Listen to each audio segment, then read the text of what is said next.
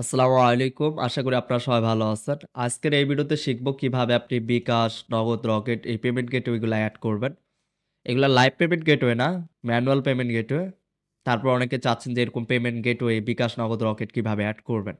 তো এইখানে customer number দিবে। অর্থাৎ এই নাম্বারে পেমেন্ট করবে। এটা বিকাশ পার্সোনাল নাম্বার। দেন পেমেন্ট করার পর যে নাম্বার থেকে পেমেন্ট করা হয়েছে সেই নাম্বারটা কাস্টমার দিয়ে দিবে এবং কাস্টমারের যে ট্রানজ্যাকশন আইডিটা থাকবে সেটা দিয়ে দিবে। দেন প্লেস অর্ডারে ক্লিক করবে। দেন ওয়েবসাইটের ওনার সেটা ব্যাক এন্ড থেকে ভেরিফাই করে অর্ডারটা কমপ্লিট করবে। তো এই হলো প্রসেস।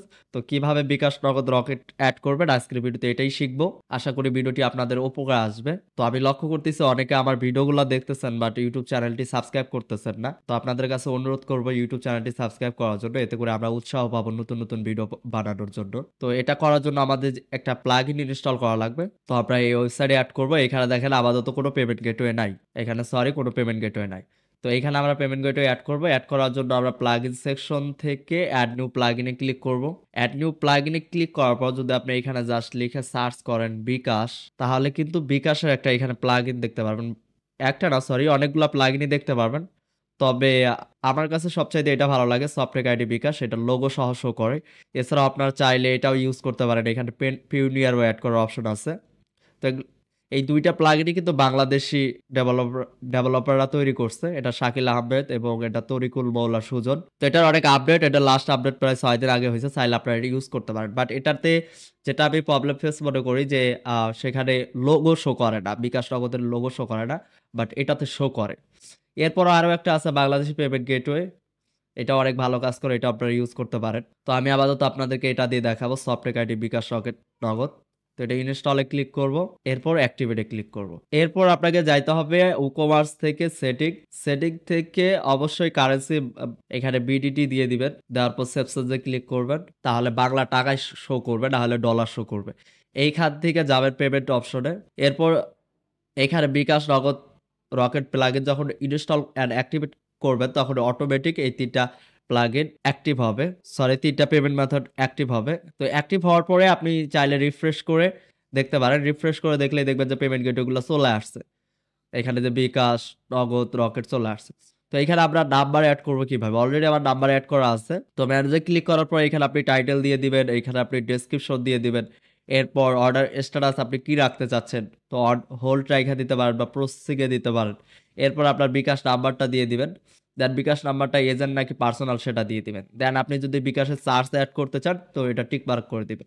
এরপর চাইলে আপনি কিউআর কোড এখানে অ্যাড করতে পারবেন। তো আমি এখানে একটা কিউআর কোড, বিকাশ কিউআর কোড, একটা যদি ডেমো কিউআর কোড এখানে অ্যাড করে দেই, তো এখানে আমি একটা কিউআর কোড আপলোড করে দিই। তো এটা আসলে কিভাবে শো করে সেটা দেখানোর জন্যই আমি কিউআর কোডটা অ্যাড করলাম। তো এটা এখন যদি বিকাশে যাই তাহলে দেখেন এখানে কিউআর কোড সহ শো করতেছে। তো এভাবে চাইলে এই প্লাগইনের সাহায্যে কিউআর কোডও আপনি শো করাইতে পারবেন এবং আপনি এইখানে তাকে বলতে পারেন সে কিভাবে পেমেন্ট করবে, কই থেকে কোথায় যাবে, সে সেন্ড মানি করবে নাকি পেমেন্ট করবে, কোন প্রসেসে আপনাকে পেমেন্টটা করবে সেটার ডিটেলস কিন্তু আপনি এখানে লিখা দিতে পারেন। অ্যাকসেপ্টে ক্লিক করলেই আপনার কাজ হবে। তো এভাবে সেম ভাবে এটা বিকাশে গেল।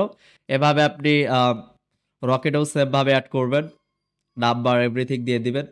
এরপর থাকবে নগদ। তো নগদেও সেম ভাবে এভাবে সেট আপ করবেন। তো সেট আপ করলে এখানে প্রপারলি কাস্টমার পেমেন্ট করে সাবমিট করতে পারবে। এখন যদি এখানে নাম অ্যাড্রেস দেওয়ার পর যদি এখানে আমি একটা নাম্বার দিয়ে দেই, আমি আমার নাম্বারই দিয়ে দেই। এরপর যদি ট্রানজ্যাকশন দিয়ে দেই, দেওয়ার পর প্লেস অর্ডারে ক্লিক করলে অর্ডারটা কিন্তু প্লেস হবে। দেখেন এখানে কিন্তু থ্যাংক ইউ পেজে আসছে। তো অর্ডারটা প্লেস হওয়ার পর আপনি ওনার হিসেবে অর্ডারে ক্লিক করবেন। ই-কমার্স থেকে অর্ডারে ক্লিক করলে এটা দেখতে পারবেন যে প্রসেসিং এ আছে। দেন আপনি এটার পেমেন্ট আসলে কাস্টমার করছে কিনা বা ফ্যাক্ট ট্রানজ্যাকশন দিছে কিনা সেটা এখান থেকে চেক করতে পারবেন। দেখেন এখানে নাম্বার, এরপর ট্রানজ্যাকশন দেওয়া আছে। যদি আপনার মনে হয় না ট্রানজ্যাকশন এবং নাম্বার সবকিছু এভরিথিং ঠিক আছে, দেন এইখান থেকে প্রসেসিং থেকে অর্ডারটা কমপ্লিটে ক্লিক করবেন, দেন সাবমিটে ক্লিক করবেন, তাহলে অর্ডারটা কমপ্লিট হয়ে যাবে। তো এই হলো বিকাশ নগদ রকেট থেকে পেমেন্ট নেওয়ার পদ্ধতি। আশা করি ক্লিয়ার বুঝতে পারছেন। তো এর পরের কোনো ভিডিওতে আপনাদের কোনো কাস্টম থ্যাংক ইউ পেজ এবং চেক আউট পেজটা কিভাবে কাস্টম তৈরি করবেন, এরকম কাস্টম একটা চেক আউট পেজ কিভাবে তৈরি করবেন সেটা পরের ভিডিওতে আমরা দেখব। তো এ পর্যন্ত সবাই ভালো থাকবেন, সুস্থ থাকবেন। আসসালামু আলাইকুম।